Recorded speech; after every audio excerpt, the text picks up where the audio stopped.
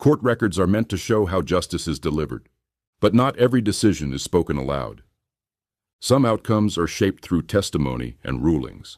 Others are shaped by memories the court chooses to revive. This is what happened before the gavel fell. Daniel Reyes is already seated when he sees her. He doesn't recognize her at first, not fully. Time has changed her, but something about the way she stands pulls him backward. She is waiting near the witness booth, hands folded, eyes forward, not nervous, prepared. Daniel feels it before he understands it. A tightness in his chest, a familiar ache.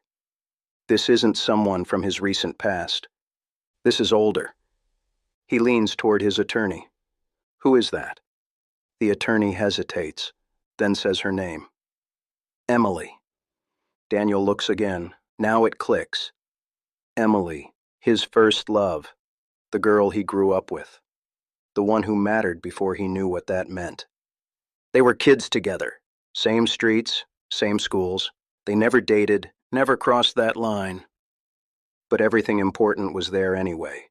Late nights talking, shared secrets, promises that never became plans, a connection that never turned into a relationship, but never fully went away. The clerk calls the next witness. Emily Lovelace. The sound of her name feels heavier than testimony ever has. Emily walks to the stand. She takes the oath. Her voice is steady. Daniel's isn't. The judge looks at her. Miss Lovelace, you understand you are under oath? Yes. The prosecution begins. How do you know the defendant? Emily pauses. We grew up together, she says. How long have you known him? Most of my life. Daniel stares at the table. Most of his life summarized in 6 words. Did you ever have a romantic relationship? Emily hesitates. No, but it wasn't nothing. The defense rises, objection. The judge considers it, then overrules. Proceed. The prosecutor continues carefully. You remained emotionally close? Yes. You trusted him? Yes. You confided in him? Yes. Then the shift. Did Daniel ever make you feel uncomfortable? The courtroom stills. Daniel looks at Emily. She doesn't look back. She answers slowly. Sometimes. Sometimes how? She chooses her words. I didn't always know what he expected from me. Daniel feels the air leave his chest. This isn't a lie, but it isn't the truth either. The defense stands. Cross-examination. Miss Lovelace, Daniel never touched you inappropriately, correct? No. He never threatened you? No. He never tried to force a relationship? No. You continued to speak with him for years? Yes. You told him you valued him? Yes. You told him he mattered to you? Emily hesitates. Yes. You told him you didn't want to lose him? Emily looks down. I did. Daniel closes his eyes. That was the line he held on to. The judge interrupts. Let's move on. Redirect. Did Daniel ever make you feel emotionally pressured? Emily looks up. Just once. When? When he asked if there could ever be more. Daniel swallows. He remembers that night. He remembers asking carefully. He remembers accepting her answer.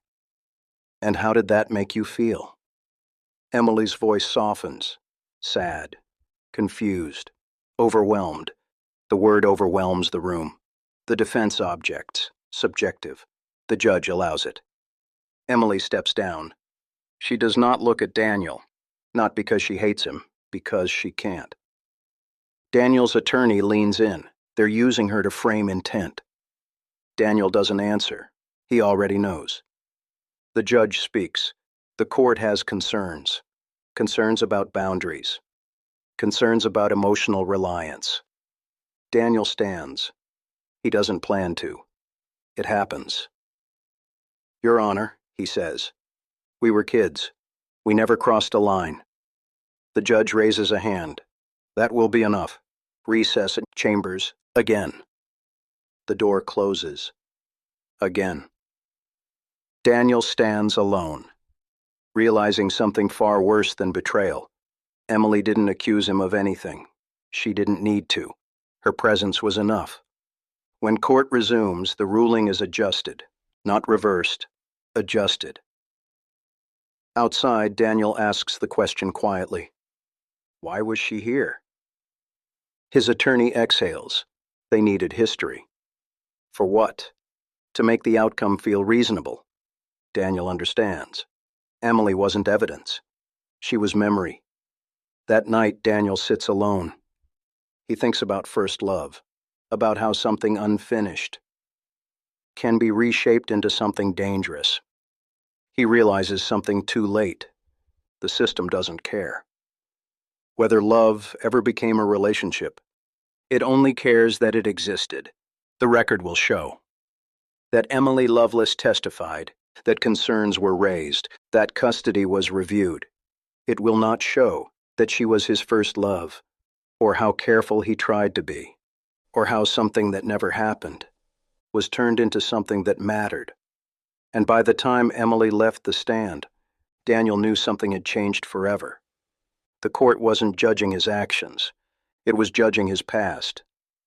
And the version of him it chose was not the one he remembered before the gavel fell.